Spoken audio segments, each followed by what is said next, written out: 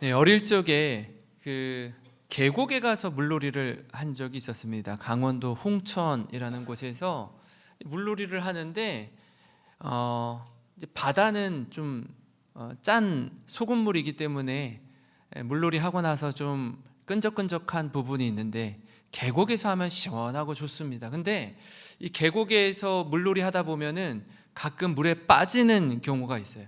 너무나 맑은 계곡인데 눈에 이렇게 보니까 속이 훤히 다 비치는데 얕은 줄 알고 들어갔다가 갑자기 훅 하고 빠지는 경우가 있습니다. 잘못하면 생명을 잃기도 합니다. 만만하게 봤다가 들어갔는데 키가 2배나 정도 될 정도로 깊이 쑥 빠지는 거예요. 굉장히 당황스럽죠. 그래서 이제 살려달라고 이제 꼬르륵 대면서 이제 살려달라고 손을 흔들면 처음에는 장난인 줄 알았다가 이제 물에 빠진 걸 알게 되면 마음이 급해집니다. 옆에 있는 사람들이 어쩔 줄 몰라요. 근데 이때 구하는 방법이 있는데 전문가들이 하는 말입니다. 처음에 물에 빠졌을 때 급한 마음에, 조급한 마음에 같이 달려들어서 물속으로 들어가면 굉장히 위험하다라는 거예요. 언제 구해야 됩니까? 힘이 좀 빠졌을 때 들어가서 구해야 된다라고 이야기합니다.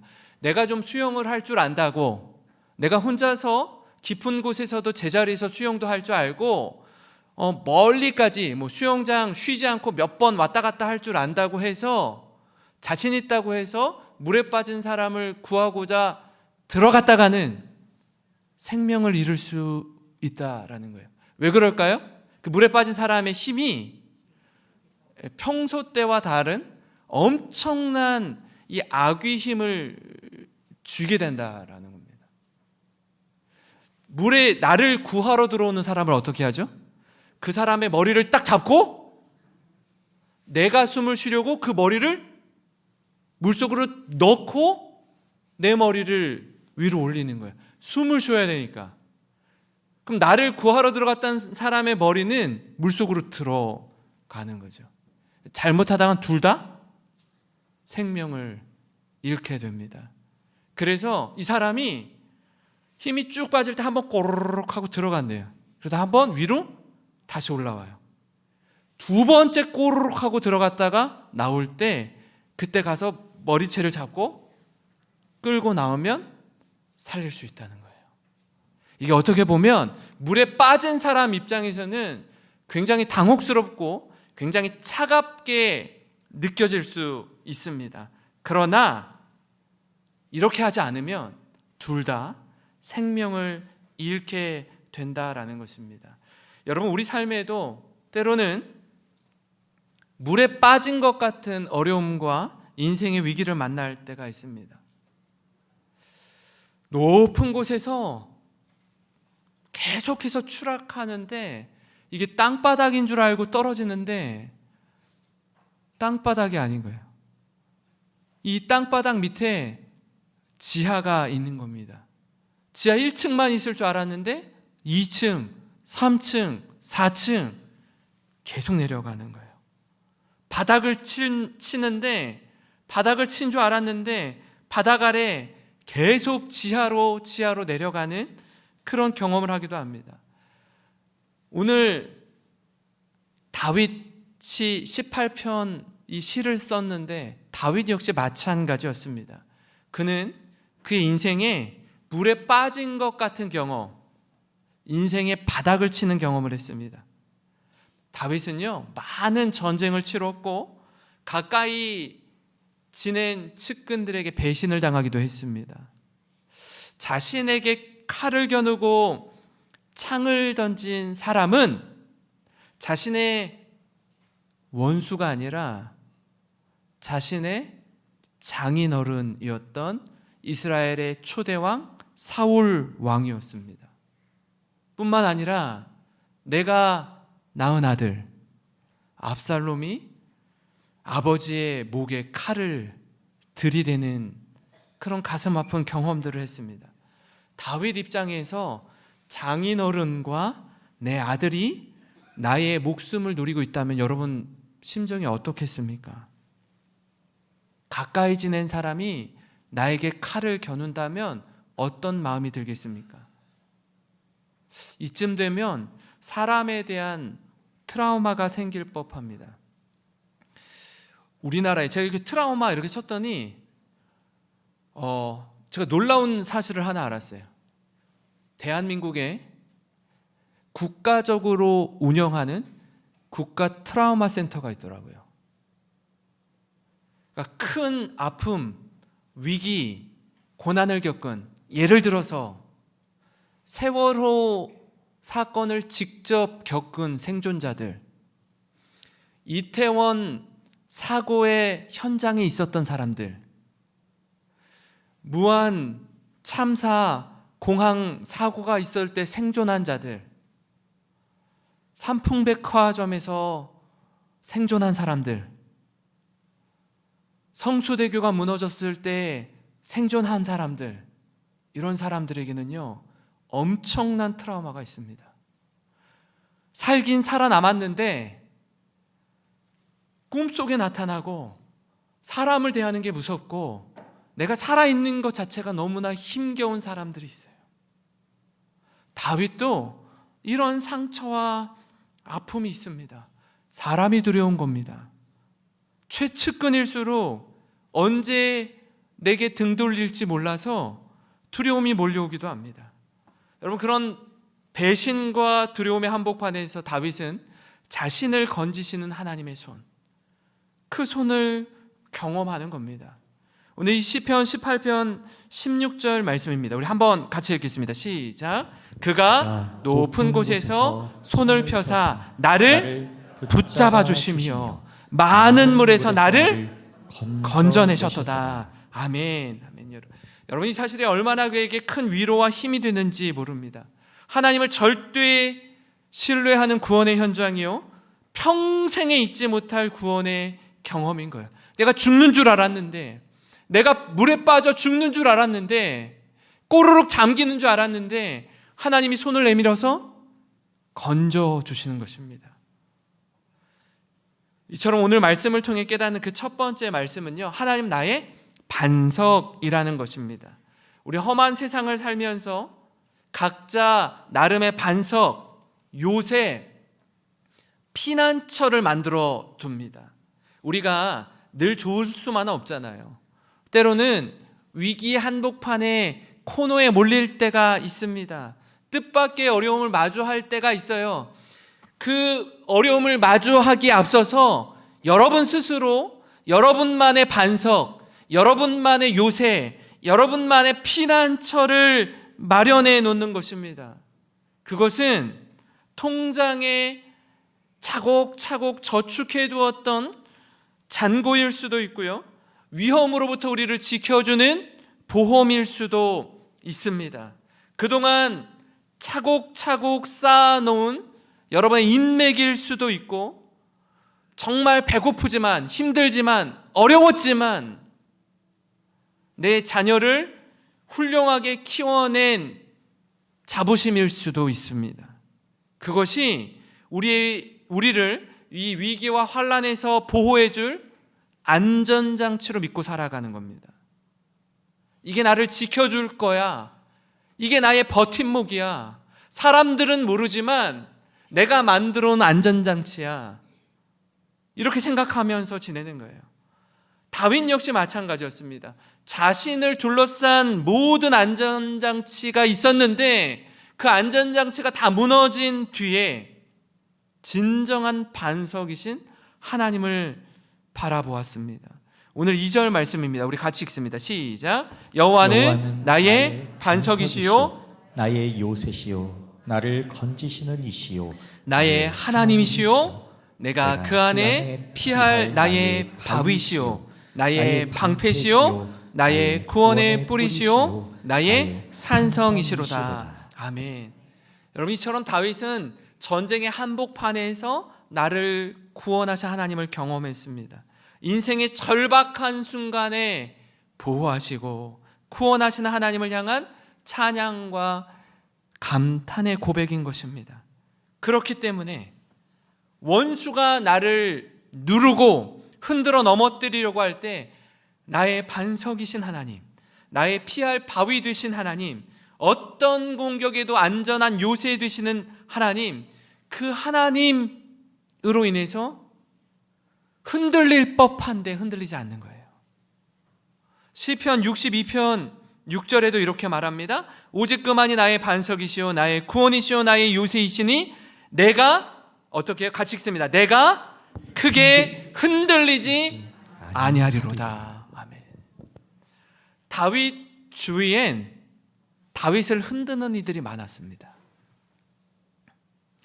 다윗의 자존심을 긁는 이들이 많았다고요. 아무리 대단해도 너 유명하다며, 너 골리앗을 무찔렀다며,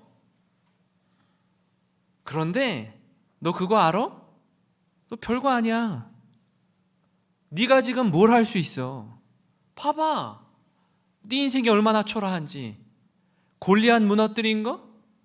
과거의 영광일 뿐이야. 지금 너의 모습은 장인어른 사울 왕에게 쫓겨서 도망치는 도망자일 뿐이야. 네 아들 압살롬의 반역에 두려워서 예루살렘을 떠나는 초라한 도망자일 뿐이라고. 이러면서 다윗을 계속 흔드는 거예요. 살기 위해 떠나는 다윗입니다. 여러분, 이 상황이 얼마나 부끄럽고 초라한지 모릅니다. 게다가 그렇게 도망치는 다윗을 향해서 사울 왕의 친족 중 하나였던 시므이가 이렇게 도망치는 다윗과 신하들을 저주합니다. 사무엘하 16장 5절부터 7절입니다. 다윗 왕이 바후림의 이름에 거기서 사울의 친족 한 사람이 나오니 게라의 아들이요 이름은 시므이라. 그가 나오면서 계속하여 저주하고 또 다윗과 다윗 왕의 모든 신하들을 향하여 돌을 던지니 그때 모든 백성과 용사들은 다 왕의 좌우에 있었더라. 시므이가 저주하는 가운데 이와 같이 말하니라. 피를 흘린 자여, 사악한 자여, 가거라, 가거라. 다윗에게 뭐라고 얘기한다고요? 피를 흘린 자여, 사악한 자여, 가거라, 가거라. 이걸 다윗의 신하들과 함께 도망치는 여정 가운데 듣는 거예요. 다윗 입장에서 이런 자존심 상하는 이야기, 다윗의 바닥을 치는 이야기는 숨기고 싶은 이야기입니다. 다윗이 사무엘하를 썼다면 이런 이야기는 좀 삭제하고 싶었을 거예요. 사무엘하는 사무엘이 썼어요. 숨기고 싶은 이야기를 가감없이 있는 그대로 다 담고 있습니다. 성경은 위인전이 아니에요. 모든 인생은 빛이 있으면 그림자도 있는 법입니다. 시므이가 따라오면서 계속 저주하는데 다윗이 반응하지 않자 다윗의 신복 중에 하나인 아비새가 이렇게 말합니다. 사무엘하 16장 9절입니다. 스루야의 아들 아비새가 왕께 여짜오되 이 죽은 개가 어찌 내 주 왕을 저주하리이까? 청하건대 내가 건너가서 그의 머리를 베게 하소서 하니. 다윗을 향해 심한 이 모멸감을 느낄 만큼 저주하는 시므이를 그냥 두고 볼 수 없는 거예요. 여러분 한번 생각해 보세요. 다윗이 이야기를 듣는데 다윗의 오른팔이었던 아비새가 견디지 못하겠는 거예요. 다윗의 오른팔이었던 아비새가 왕이 아무런 반응을 보이지 않는 게 너무 답답한 거예요. 왕이시여 명령만 내려주십시오. 제가 시므이의 목을 단칼에 베어버리겠습니다. 왜 가만히 있습니까? 왜 가만히 있냐고요? 자존심 상하지 않습니까? 이게 말이나 되는 일입니까? 라고 항의하는 거예요. 저에게도요 이런 비슷한 일이 있었습니다. 제가 분당에 있을 때 여러분 그거 아세요? 유명한 목사님이 되잖아요. 너무나 잘 알려진 목사님이 되면요 그 목사님 공격하는 사람들이 되게 많아요. 사람들이 존경하고 칭찬하고 주목하고 스포트라이트를 받는 목사님이 전혀 뜬금없이 악성 루머와 좋지 않은 이야기들로 인터넷에 이렇게 저렇게 막 퍼나를 때가 있어요. 사람들이 사실이 아닌데 그런 이야기들이 부교육자들이 인터넷을 통해서 접하는 거예요. 너무 화가 나더라고요. 이 사실이 아닌 거짓 뉴스가, 가짜 뉴스가 막 판을 치고 있는데 목사님이 아무렇지도 않은 거예요. 교육자 회의를 하는데 부교육자들이 목사님한테 그랬어요. 목사님, 저희가 너무 속상해요. 어떻게 이럴 수 있어요? 어떻게 이런 말도 안 되는 일을 가지고 목사님 모함할 수 있냐고요. 근데 왜 목사님 반응을 안 하세요? 왜 목사님 여기에 대해서 대응을 안 하세요? 저희가 이 정도 속상하면 목사님 더 속상할 것 같은데요? 그때 목사님이 저희들에게 하신 말씀이 있어요. 뭐라고 얘기하냐면 사실 괜찮다는 거예요. 아무렇지도 않다는 거예요. 왜요? 저희가 아무런데 왜 목사님은 아무렇지도 않으세요? 저렇게 자신을 모함하는 사람들이 내가 나에 대해서 아는 만큼 잘 모르기 때문에 저 정도만 욕한다는 거예요. 나를 잘 몰라서. 내가 나의 연약함, 나의 부족함, 나의 부끄러운 모습, 나의 죄된 모습을 내가 나를 아는 것만큼 저 사람들이 알면은 자기를 이 정도로 욕하지 않을 거라는 거예요. 난리가 날 거라는 거예요. 그래서 괜찮다는 거예요. 저희가 이 말을 듣고 망치로 한 대 띵 하고 만든 것 같았어요. 목사님 어떻게 저렇게 생각하실까? 저 어려움들을 다 견디시면서 목회를 하실까? 근데 다윗도 그랬더라고요. 아비새가, 부하가 견딜 수가 없이 속상한데 다윗이 그걸 다 그냥 받아내는 거예요. 그러면서 아비새에게 이렇게 말합니다. 사무엘하 16장 10절부터 12절입니다. 왕이 이르되 스루야의 아들들아, 내가 너희와 무슨 상관이 있느냐? 그가 저주하는 것은 여호와께서 그에게 다윗을 저주하라 하심이니 내가 어찌 그리하였느냐? 할 자가 누구겠느냐고. 또 다윗이 아비새와 그 모든 신하들에게 이르되 내 몸에서 난 아들도 내 생명을 해하려 하거든 하물며 이 베냐민 사람이랴. 여호와께서 그에게 명령하신 것이니 그가 저주하게 버려두라. 12절 같이 읽겠습니다. 혹시 여호와께서 나의 원통함을 감찰하시리니 오늘 그 저주 때문에 여호와께서 선으로 내게 갚아주시리라 하고. 아멘. 여기서 다윗의 중심을 보게 됩니다. 자신의 인생을, 이 정말 어처구니 없는 인생을 하나님의 시선으로 해석하는 거예요. 이 모든 일이 결코 우연히 이루어지는 일이 아니라 하나님이 허락하신 상황임을 인정하는 것입니다. 다윗은 마치 구름 위를 걷듯이 양을 치는 목자로 있다가 어느 날 하루아침에 이스라엘의 왕이 된 게 아닙니다. 여러분 기억하세요? 양을 치는 목자로 있다가 블레셋을 무찌른 후에 무려 10년이 넘는 시간 동안 사울로부터 도망자의 인생을 살았습니다. 10년이 넘는 시간 동안 힘들고 모진 세월을 보내다가 왕이 된 거예요. 수직 상승해서 갑자기 어느 날 하루아침에 이스라엘의 왕이 된 게 아니라고요.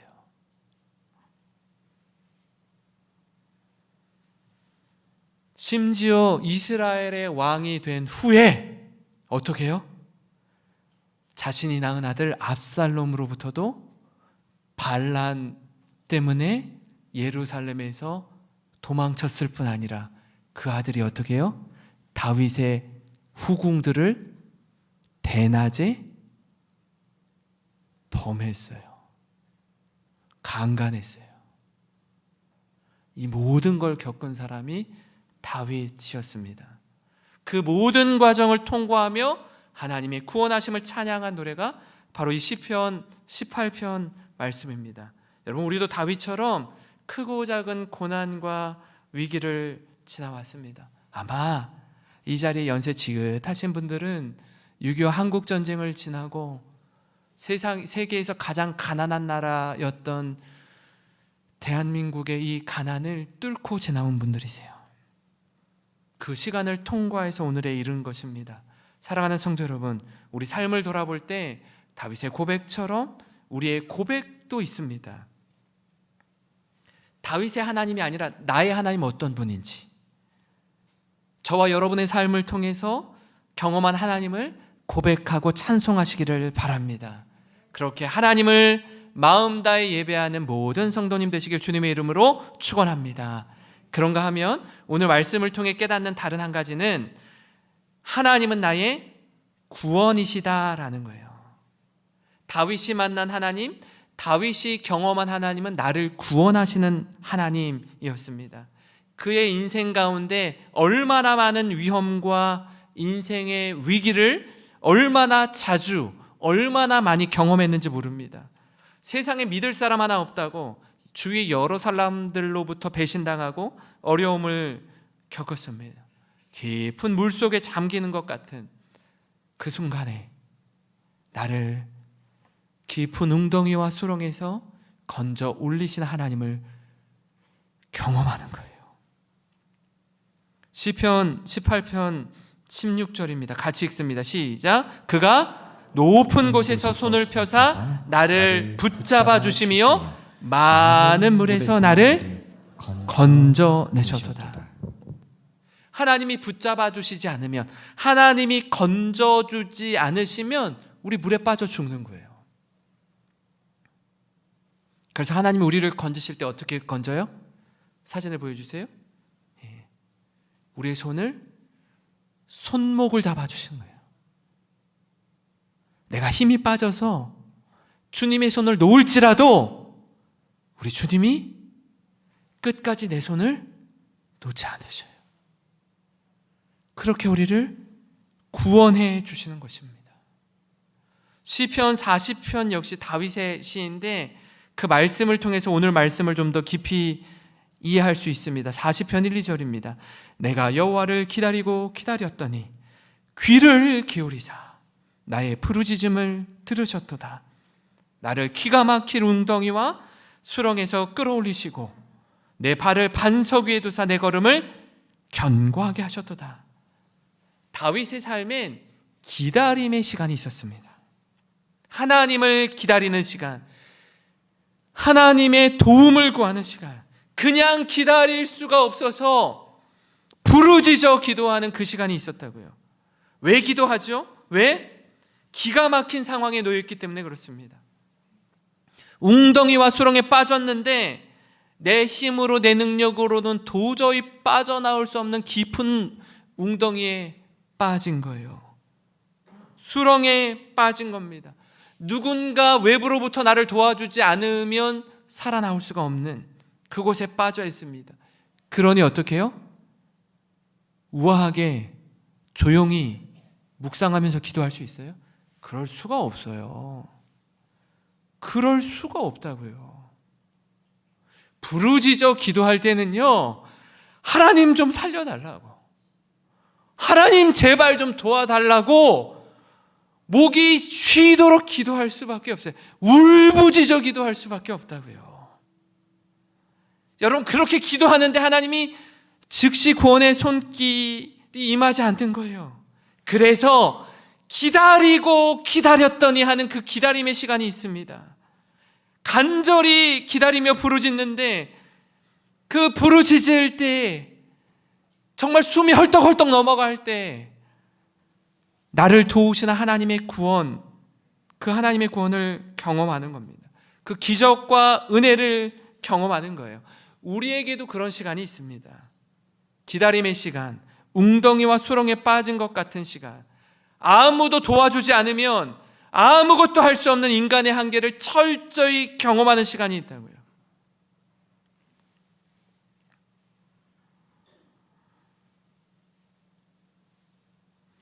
어제 오후에 우리 김왕주 집사님으로부터 전화가 왔습니다. 어제 우리 이미정 집사님이 조직 검사를 이제 받는 시간이었는데, 의사 선생님이 조직 검사를 해서 이제 그걸 좀 암세포를 떼어내기만 하려고 하다가 갑자기 바꾸어서 수술을 하기로 하신 거예요. 그래서 보호자인 우리 집사님한테 전화해서 조직 검사만 하지 않고 지금 이 시간 그냥 수술을 하는 게 더 나을 것 같습니다. 동의하시면 수술하겠습니다. 갑자기 검사가 수술로 전환이 됐습니다. 난소암의 크기가 12cm 정도 되는데 갑자기 수술을 하겠다고 하니 집사님이 저한테 전화가 왔어요. 목사님 기도해 주세요. 지금 수술을 하고 있습니다. 집사님이 우시더라고. 제가 전화기를 붙들고 저도 함께 울면서, 하나님, 우리 집사님 의사 선생님의 손길을 통해서 집사님의 연약한 부분을, 집사님의 아픈 부분을 깨끗하게 치료해 달라고, 도와달라고. 6시간, 7시간 계속되는 수술 앞에서 기도할 수밖에 없더라고요. 그냥 기도가 나옵니까? 그냥 우아하게 기도할 수 있어요? 그럴 수가 없어요. 하나님의 은혜를 구하며 기도하는 거예요. 나를 붙드시는 하나님의 손길을 구하며 기도하는 겁니다. 이미정 집사님 뿐이겠습니까? 이 자리에 계시는 여러 성도님들의 인생 가운데도 이처럼 아픈 시간이 있어요. 눈물의 골짜기를 통과하는 시간이 있어요. 그때 주님 앞에 엎드려서 하나님 살려주십시오. 하나님의 은혜가 없이는 살 수가 없습니다. 주님의 얼굴을 구하며 기도하는 우리 모든 성도님, 그래서 나를 여기까지 인도해 주신 에베네셀의 하나님 감사합니다. 고맙습니다. 그렇게 기도의 자리로 나아가시는 우리 모든 성도님 되시길 주님의 이름으로 축원합니다. 축원합니다. 우리 오늘 말씀을 기억하며 같이 찬양하고 함께 기도하겠습니다. 하나님, 그렇습니다. 나의 힘이 되신 여호와 하나님을 찬양합니다.